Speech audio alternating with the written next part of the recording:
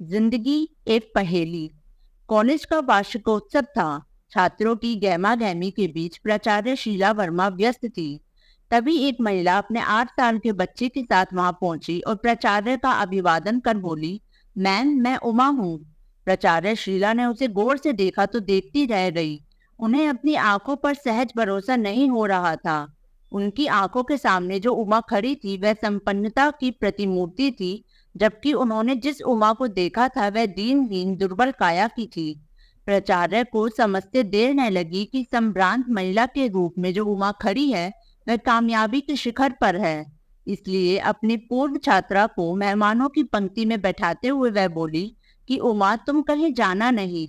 इस कार्यक्रम के बाद मैं फुर्सत से तुमसे बात करूंगी। वार्षिकोत्सव के अवसर पर कॉलेज की छात्राओं द्वारा सांस्कृतिक कार्यक्रम शुरू हो गया था। प्राचार्य शीला वर्मा अपनी कुर्सी पर बैठी उमा के बारे में सोचने लगी। 8 साल पहले की सारी घटनाएं उनकी आंखों में चलचित्र की तरह घूमने लगी। प्राचार्य शीला सामने खड़ी युवती को चिंता भरी निगाहों से देख रही थी। तकनीकी कॉलेज में दाखिला लेने आई उमा बदहवास सी खड़ी थी। बिखरे बाल, सूनी आंखें जैसे दया की याचना कर रही थी। उमा शीला के निर्णय की प्रतीक्षा में खड़ी थी। कॉलेज में सुबह 9 से शाम 4 बजे तक रहना होगा। छात्रों की उपस्थिति पर यहाँ काफी ध्यान रखा जाता है। महीने भर के बच्चे की देखभाल करते हुए पढ़ाई करना क्या संभव होगा? प्राचार्य ने शंका जाहिर की। मैं किसी भी तरह समय के साथ तालमेल कर लूंगी। कृपया मुझे प्रवेश दे। उमा की आवाज कांप रही थी।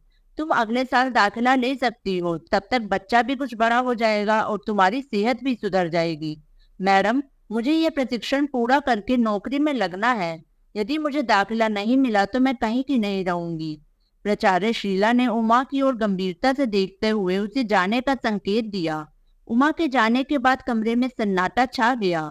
प्रवेश समिति के अन्य सदस्यों के साथ विचार विमर्श करने के बाद उमा को कॉलेज में प्रवेश देने का निर्णय लिया गया था।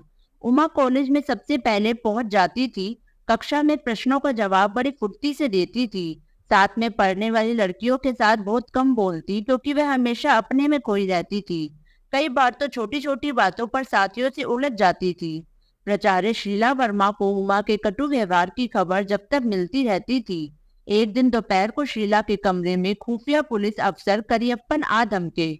शहर के मशहूर महिला तकनीकी कॉलेज में पुलिस अफसर का आना लड़कियों व कॉलेज स्टाफ के बीच घबराहट पैदा करने वाला था। करियप्पन उमा से कुछ पूछताछ करना चाहते थे।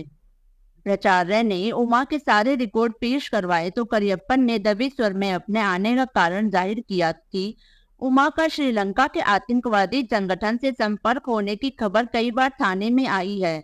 खबर देने वाला हमेशा अपना नाम और पता फर्जी देता है। कई बार शिकायती पत्र आने के कारण खुफिया विभाग को खोज खबर लेने का आदेश दिया गया है। शीला असमंजस में पड़ गई।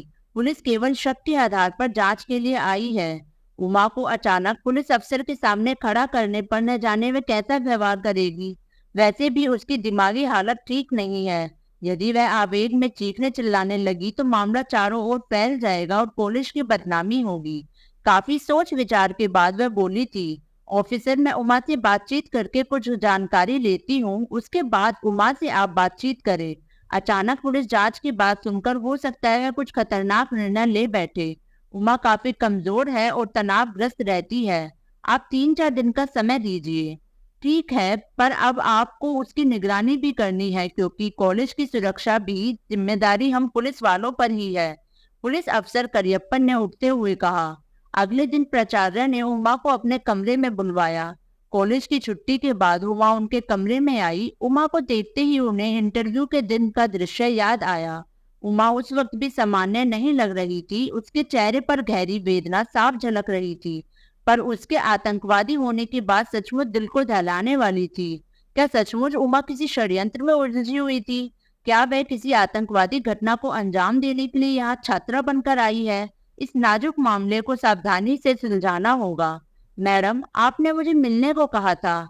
उमा परेशान सी खड़ी थी। आप कहाँ रहती है? आपके परिवार में कौन कौन है? प्राचार्य ने पूछा।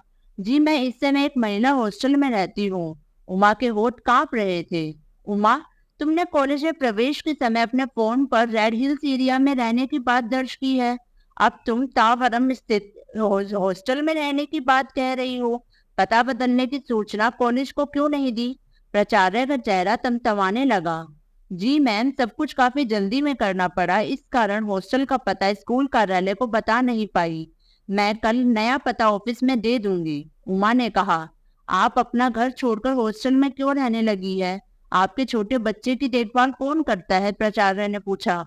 जी मैम, यह सब मेरा निजी मामला है, मैं इसके बारे में बात नहीं करना चाहती। उमा ने दृढ़ स्वर में कहा। देखो उमा, तुमको ढूंढते हुए खुफिया पुलिस के अफसर कॉलेज आए थे। पुलिस थाने में कई दिनों से कोई फोन कर रहा था कि तुम श्रीलंका के आतंकवादी संगठन से जुड़ी हुई हो। मैंने पुलिस अफसर से कुछ समय मांग लिया है ताकि तुमसे कुछ पहले बात कर सकूं। तुम इस मामले में मेरा सहयोग करोगी तो तुम्हारे लिए अच्छा होगा। प्राचार्य कड़ी आवाज में बोली। क्या मैं आतंकवादी हूँ? उमा तमतमा कर बोली। सारा आतंक मुझ पर करने के बाद अब वे लोग यह नया नाटक खेल रहे हैं। नीच कहीं के। आने दो पुलिस को, उनकी सारी करतूत खोल कर रख दूंगी। उमा, चिल्लाना बंद करो। प्राचार्य संयत स्वर में बोली। पुलिस से निपटना इतना आसान नहीं है। आतंकवादियों से संबंध होने के शक में तुम्हें कैद करना बहुत आसान है, फिर बरसों कोर्ट कचहरी में फंसना होगा। तुम्हारे जीवन के मूल्यवान दिन यूं ही बर्बाद हो जाएंगे। अपनी समस्या को बिना दुराग छिपाव के बताने पर मैं तुम्हारी मदद कर सकती हूँ। कहते हुए उन्होंने उमा को कुर्सी पर बैठने का इशारा किया। उमा सिर झुकाए कुर्सी पर कुछ क्षण मौन बैठी रही, फिर अपनी कहानी बताते हुए बोली कि मेरे पिता सदाशिवन को कोयम्बटूर में कपड़े का काम था। मेरी दो छोटी बहनें भी थी। माँ सरकारी स्कूल में अध्यापिका थी। बचपन में मुझे कभी किसी चीज की कमी महसूस नहीं हुई। मेरे पिताजी खाने पीने के बड़े शौकीन थे। बच्चों को भी बढ़िया पकवान खिलाते थे और सैर सपाटे के लिए अपने साथ ले जाते थे। मैं 8वीं कक्षा में पढ़ रही थी तब मुझे माता पिता के बीच एक तनाव का कुछ एहसास हुआ। पता चला कि मेरे पिता शराब पीते हैं। वह रात को देर से घर आते हैं और फिर कमरे में माँ से लड़ते रहते थे। माँ का कड़ा अनुशासन मुझे अच्छा नहीं लगता था। मैं अपने पिता की का ही बात मानती थी और उनके प्रति ही श्रद्धा रखती थी। मैं पढ़ने में काफी तेज थी और उस साल बीएससी की परीक्षा दी थी। मैंने जिस साल बीएससी की परीक्षा दी थी उसी साल अगस्त में एक दिन पिताजी अपने पितृ गोपीनाथ को घर लेकर आए और मुझे बुलाकर गोपीनाथ को प्रणाम करने को कहा।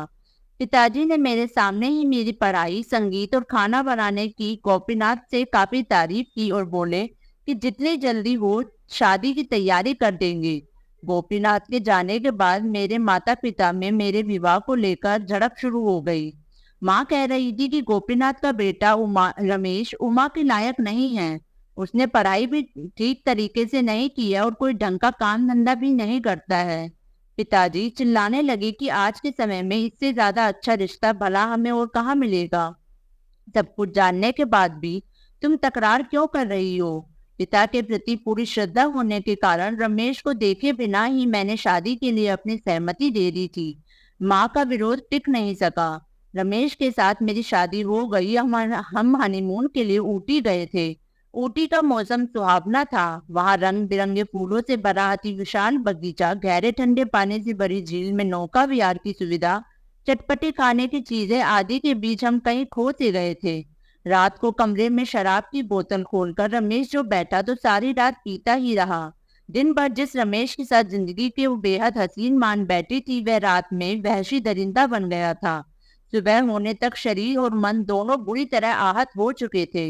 होटल का बिल भरने के लिए भी रमेश के पास पैसा नहीं था, तो मैंने विदाई के समय माँ के दिए हुए रुपयों से होटल का बिल भरा था। ससुराल आते ही अपनी सास से पति की शिकायत करने लगी तो उनका तेवर बदल गया और झिड़की लगाते हुए बोली कि क्या तुम्हारे पिता शराब नहीं पीते हैं? तुम्हारी माँ कैसे चुपचाप गृहस्थी चला रही है? जाओ अपना काम करो। मेरे हाथ की मेहंदी भी नहीं छूटी थी कि घर की नौकरानी को छुट्टी कर दी गई। रसोई का पूरा काम और इसी के साथ सफाई, बर्तन मलना, कपड़ा धोना, बगीचे की देखरेख करना, सब कुछ मेरे पल्ले आ पड़ा। बाद में मुझे पता चला कि मेरा पति रमेश ने पिता के व्यापार में हाथ पारता है और न ही कहीं नौकरी करता है। दिन भर बिगड़े दोस्तों के साथ ताश खेलना, शराब पीना, फालतू आवारागर्दी करना ही उसका काम था। इस नारकीय जीवन में मैं शादी के दूसरे महीने में ही गर्भवती हो गई। शरीर की कमजोरी बढ़ गई तो मायके जाने की इच्छा जाहिर की। बहुत मुश्किल से 4 दिन मायके में रहने की अनुमति मिली। मायके पहुंचते ही मैं माँ पर बिफर पड़ी। माँ चुपचाप सब कुछ सुनती रही। अंत में उन्होंने वह सच बताया जिससे मैं पूरी तरह अनजान थी। माँ ने बताया कि तुम्हारे पिता ने व्यापार में घाटा होने पर रमेश के पिता से 20 लाख का कर्ज लिया था जिसे वे दे नहीं पा रहे थे। जब स्थिति बिगड़ आई तब रमेश के पिता ने अपने आवारा लड़की की शादी तुम्हारे साथ करने की शर्त रखी। यदि शादी नहीं करते तो तुम्हारे पिता को जेल जाना पड़ता। वास्तव में एक तरह से तुम्हारे पिता ने उस राक्षस के साथ तुम्हें बेच दिया। कर्ज लेने के कागजात शादी के बाद वापस करने का वादा रमेश के पिता ने किया था, पर आज तक उन्हें वापस नहीं किया है।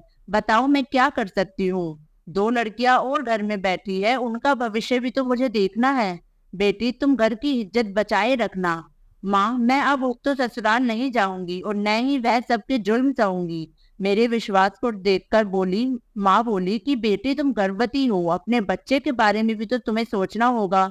तुम्हारे पिताजी रमेश से किसी बुरी लत में कम नहीं है, पर मैं केवल तुम बच्चों के कारण ही तो उनके साथ गृहस्थी चला रही हूँ।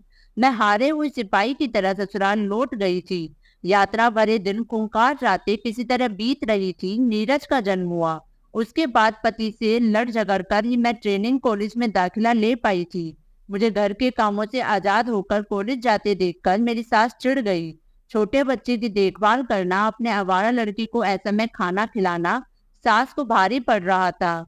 मुझे कॉलेज से छुड़वाकर घर में बैठाने के लिए सास ने जादू टोने का सहारा लिया। घर में तांत्रिक आने जाने लगे। एक दिन मेरे खाने में कुछ जड़ी बूटी मिलाकर दिया गया तो मैं आधी बेहोशी की हालत में पहुंच गई। फिर मुझे घसीटकर उस तांत्रिक के सामने बिठाया गया और भूत उतारने के लिए मुझे मार पीटा गया। तब मैं रोती हुई दर्द से चीखती हुई निढाल हो गई थी। होश आने पर मुझे अपनी असहाय स्थिति का ज्ञान हुआ। मायके में जा नहीं सकती थी। अपनी ट्रेनिंग मुझे हर कीमत पर पूरी करनी है। काफी सोच विचार कर मैं गिल्ड ऑफ सर्विस के कार्यालय में गई तो सोशल वेलफेयर बोर्ड के हॉस्टल में मुझे बहुत मुश्किल से जगह मिली।